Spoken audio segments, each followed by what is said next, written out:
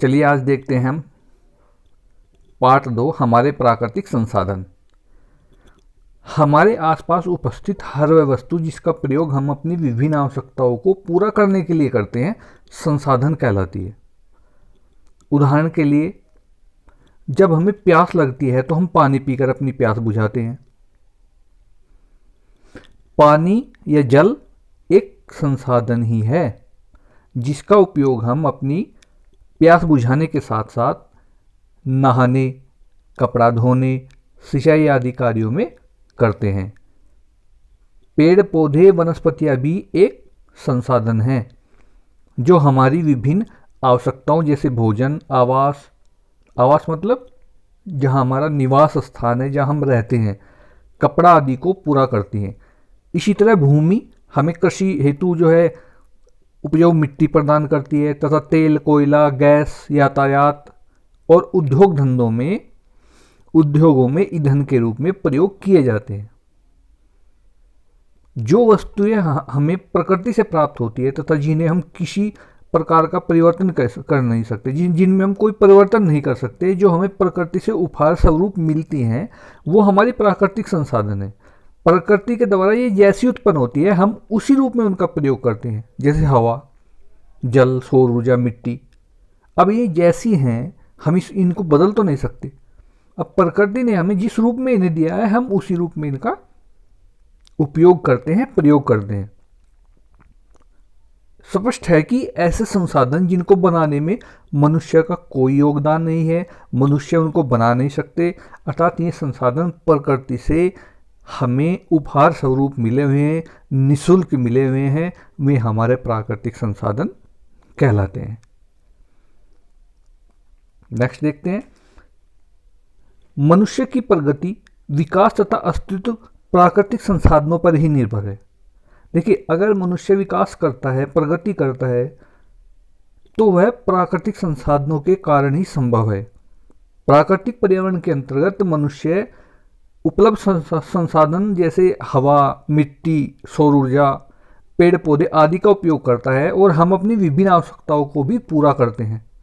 हम अपने दैनिक जीवन में अनेक प्राकृतिक संसाधनों का प्रयोग करते हैं। इनमें से कुछ ऐसे हैं जिनके बिना हमारा जीवन संभव नहीं, जैसे हवा, जल, पेड़ पौधे आदि।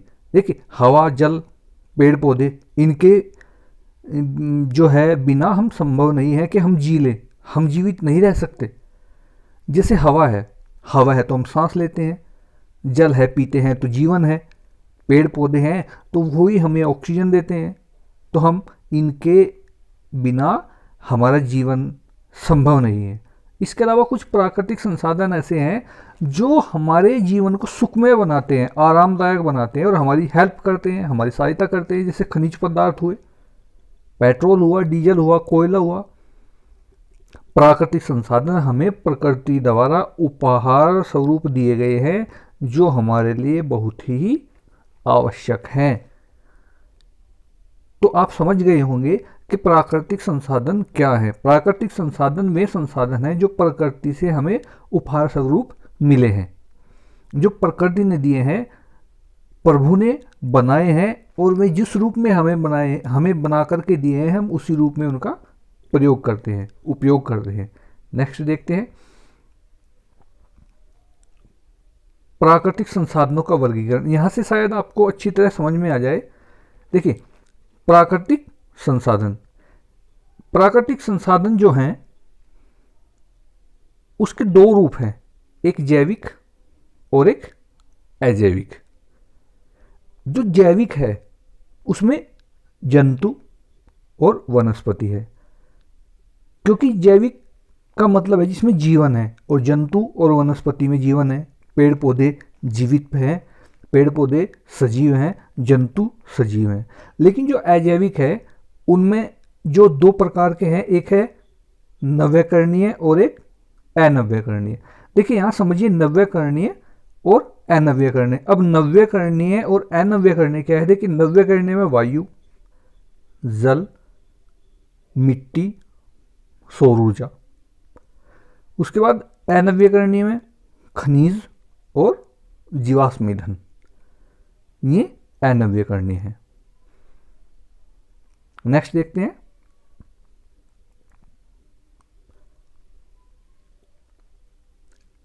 नंबर 1 पर है सूर्य। देखते हैं हम सूर्य पढ़ते हैं। सूर्य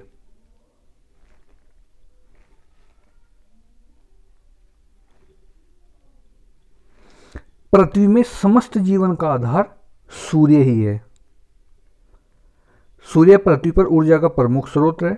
यह एक महत्वपूर्ण प्राकृतिक संसाधन है। सूर्य से हमें गर्मी मिलती है। सूर्य हमारे दैनिक जीवन में बहुत आवश्यक है। इसकी उपयोगिता जो है वो निम्नलिखित पॉइंटों में नीचे बताई गई है। नंबर 1 पॉइंट क्या है? जल चक्र। जल चक्र को बनाए रखता है सूर्य। देखिए, बरसात होती है, पानी नीचे आता है पृथ्वी पर, वो इकट्ठा होता है। उसके बाद कुछ दिन के बाद यह तत्काल तेज धूप निकलती हैं, भाप बन करके पानी वापस उड़ जाता है हवा में, और फिर वहाँ से फिर दोबारा बरसात होती है। एक जल चक्र बनाए रखता है। वायुमंडल में वायु प्रवाह बनाए रखता है, हवा का दौर बनाए रखता है, जलवायु को नियंत्रित करता है। सूर्य जलवायु को नियंत्रित करता है। पेड़ पौधों को भोजन बनाने के लिए ऊर्जा प्रदान करता है। देखिए, हम प्रत्यक्ष या अप्रत्यक्ष रूप से सीधे या घुमा फिराकर, यानी कि प्रत्यक्ष या अप्रत्यक्ष रूप से जो भी ऊर्जा प्राप्त करते हैं वो हम सूर्य से ही प्राप्त करते हैं। और हमारे पेड़ पौधे अपना भोजन अगर बनाते हैं तो वो सूर्य से ही बनाते हैं। उसके बाद है घर में नमी, सीलन को दूर करने और कपड़े सुखाने में जो है सूर्य काम आता है। सूर्य हमें गर्मी देता है। उसके बाद है हमारा शरीर सूर्य के प्रकाश से विटामिन डी प्राप्त करता है, जो हमारी हड्डियों को मजबूत बनाने के लिए आवश्यक है। चलिए नेक्स्ट देखते हैं। नंबर 2 पर है वायु। आप जानते हैं कि पृथ्वी के चारों ओर वायु का घेरा है। इसे हम देख नहीं सकते, लेकिन हम वायु यानी कि हवा को महसूस तो कर सकते हैं। वायु हर समय हमारे चारों ओर रहती है। वायु हमारे लिए बहुत ही अत्यंत आवश्यक है। भोजन और जल के बिना तो हम कुछ समय के लिए जीवित रह सकते हैं, लेकिन वायु के बिना हम जीवित नहीं रह सकते। वायु हमारे जीवन के लिए बहुत ही महत्वपूर्ण है। नेक्स्ट है आपका जल। देखिए, जल ही जीवन है। जल अर्थात पृथ्वी के बिना पानी के बिना हम जीवन की कल्पना भी नहीं कर सकते। हमारे शरीर में लगभग 70% भाग जल का होता है। जल शरीर के रक्त को तरल बनाता है, जिससे शरीर में रक्त का प्रवाह सरलता से होता है। खाना पचाने, खाना पकाने, कपड़े धोने, नहाने, इन सब में जल आवश्यक है। खाना पचने और आवश्यक पदार्थों को पसीना, मलमूत्र आदि के रूप में शरीर से बाहर निकालने में भी जल सहायक है। इसके अलावा दैनिक जीवन के विभिन्न कार्यों में भी जल की आवश्यकता होती है। आप सभी जानते हैं कि पानी हमारे लिए कितना आवश्यक है। चलिए नेक्स्ट देखते हैं। फिर है हमारी भूमि। भूमि जो है हमारा प्राकृतिक संसाधन है।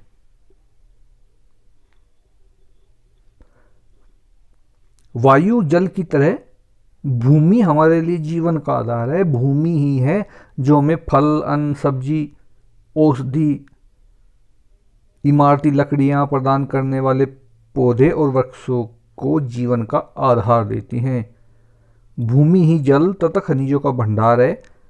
खेती एवं वनों के लिए भूमि का होना बहुत ही आवश्यक है। और देखिए, वर्तमान समय में जनसंख्या में जो वृद्धि हो रही है और बढ़ती जनसंख्या की आवश्यकताओं को पूरा करने के लिए कृषि तथा उद्योग धंधों का प्रभाव दिन प्रतिदिन बढ़ रहा है, जो हमारे प्राकृतिक संसाधनों को प्रभावित कर रहा है। यदि हम बिना सोचे समझे लगातार प्राकृतिक संसाधनों का दोहन करते रहे तो वह दिन दूर नहीं जब ये खत्म हो जाएंगे, समाप्त हो जाएंगे, हम इनसे वंचित हो जाएंगे। अतः हमें प्राकृतिक संसाधनों के महत्व को समझना होगा और उनके संतुलन तथा बचाव के उपाय भी करने होंगे। इस प्रकार हमने जाना, देखिए इस पाठ में अब हमने क्या जाना, हमने जाना कि मानव जीवन, पेड़ पौधे और जीव जंतुओं के विकास में प्राकृतिक संसाधन अत्यंत महत्वपूर्ण है। सभी एक दूसरे पर निर्भर हैं, लेकिन ये तभी हमारे लिए लाभकारी होंगे जब हम इनके संरक्षण के लिए निरंतर जागरूक रहेंगे, इनकी रक्षा के लिए, इनके बचाव के लिए हम निरंतर जागरूक रहेंगे तथा उचित उपाय करते रहेंगे। जल को प्रदूषित होने से बचाना होगा, वायु को गंदा होने से बचाना होगा, भूमि को प्रदूषित होने से बचाना होगा, तभी हम अपना जीवन अच्छी तरह जी पाएंगे, अपना जीवन सकारात्मक कर पाएंगे। इसलिए बच्चों हमने इस पाठ में जाना कि प्राकृतिक संसाधन क्या होते हैं, उनकी क्या परिभाषा है। इस पाठ के जो क्वेश्चन आंसर है वे मैं आपको अगली वीडियो में करवाऊंगा। आप सभी से ध्यानपूर्वक वीडियो को देखिए, दोबारा समझिए। नेक्स्ट वीडियो में आपको क्वेश्चन आंसर करवाऊंगा। तब तक के लिए धन्यवाद।